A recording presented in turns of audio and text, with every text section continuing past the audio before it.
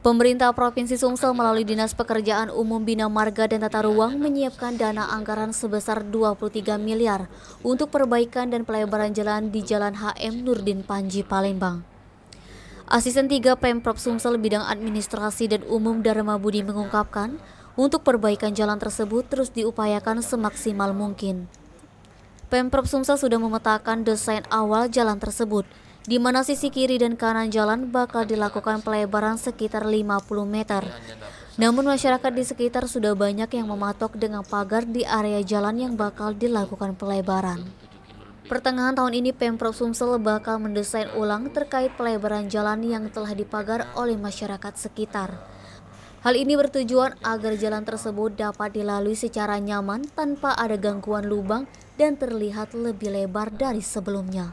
Edi Handoko, Sumeko TV melaporkan.